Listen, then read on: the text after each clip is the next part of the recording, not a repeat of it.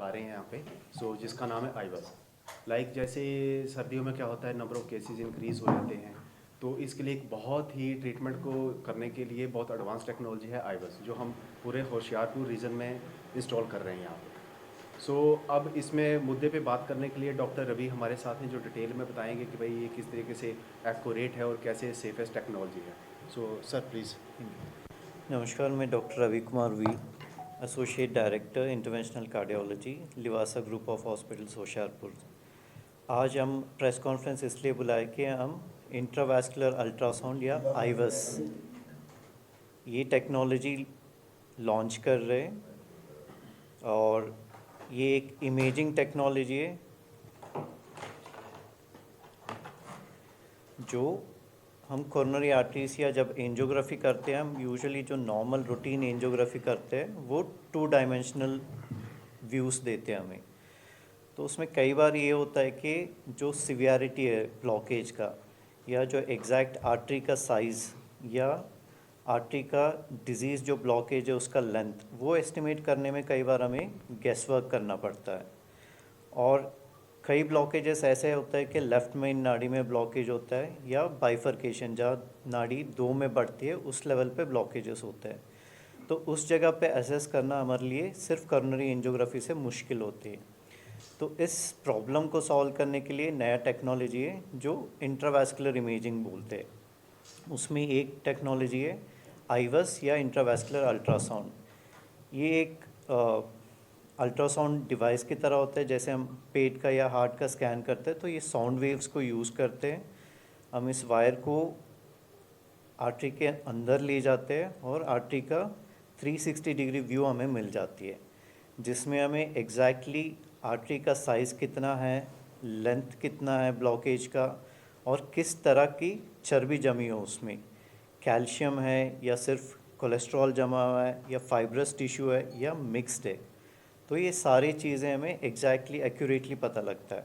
और जो left main नस से और जो बाइफर्केशन लीजन्स होते हैं उनके लिए ये एक बून होता है, ताकि हमें एग्जैक्टली पता लगता है कि हमें एक ही नस में स्टेंट करना चाहिए, दोनों नसों को इकट्ठे स्टेंट करना चाहिए। और लेफ़्ट मेन नस का साइज़ यूजुअली अंडर एस्टिमेट होता है जब हम एंजियोग्राफी करते हैं। और अगर हम कम साइज़ की स्टेंट डालेंगे, जैसे मान लीजिए आर्टरी 5 mm का और एंजियोग्राफी में हमें लग रहा है 3.5-4 mm का, अगर हम 3.5-4 mm का स्टेंट डालें और उसको छोड़ दें, वो नस के साथ जुड़ता नहीं अच्छे से।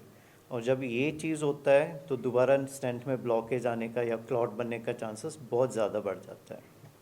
तो ये एक ऐसा टेक्नोलॉजी है जो आपका गेस वर्क को ख़त्म करता है और इंश्योर करता है कि प्रोसीजर एक्यूरेटली और सेफली हो, ताकि पेशेंट को ज़्यादा बेनिफिट मिले और कॉम्प्लिकेशन रेट्स और रिस्क कम हो जाए। और लेफ़्ट मेन नस में जब भी स्टेंटिंग करना है, गाइडलाइंस बोलते हैं कि बिना इमेजिंग का नहीं करना चाहिए।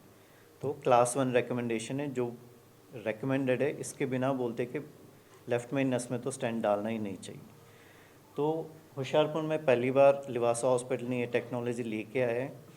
इस टेक्नोलॉजी ये डिवाइस मशीन जो है महंगी होती है, बट इस डिवाइस को ले आके हॉस्पिटल ये बताना भी चाहते हैं कि हम we are investing in better technology ताकि पेशेंट्स को बेनिफिट हो। So we are always striving ताकि हमारा टेक्नोलॉजी एडवांस रहे, हम पेशेंट्स को बेस्ट केयर दे, standard level of care provide करें।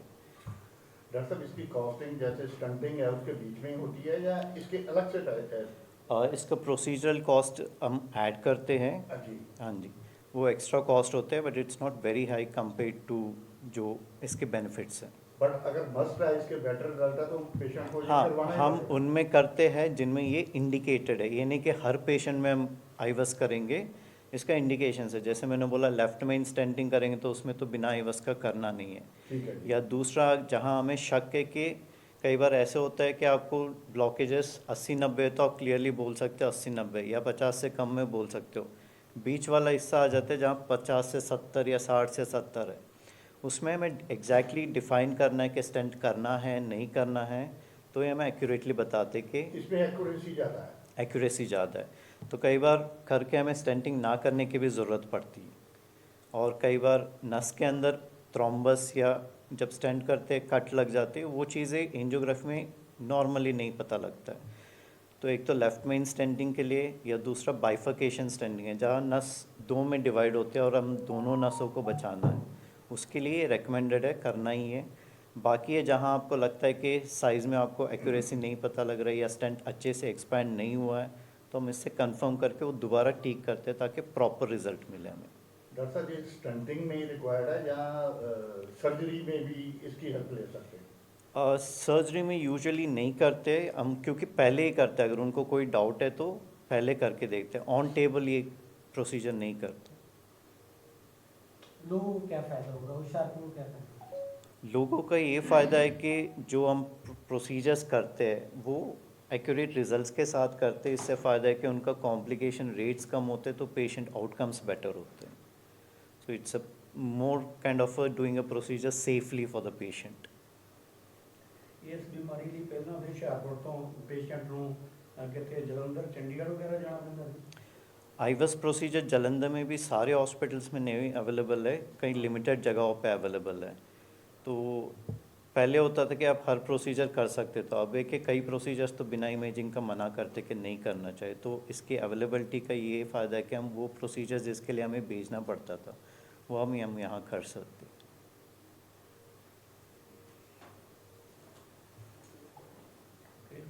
ਤਾਜ਼ਾ ਤਰੀਨ ਖਬਰਾਂ ਨੂੰ ਦੇਖਣ ਦੇ ਲਈ ਤੁਸੀਂ ਜੁੜੇ ਰਹੋ ਜਨ ਪੰਜਾਬੀ ਨਿਊਜ਼ ਦੇ ਨਾਲ। Please like, subscribe and share. ਆਵਾਜ਼ ਤੁਹਾਡੀ, ਪਹੁੰਚ ਸਾਡੀ, ਜਨ ਪੰਜਾਬੀ ਨਿਊਜ਼।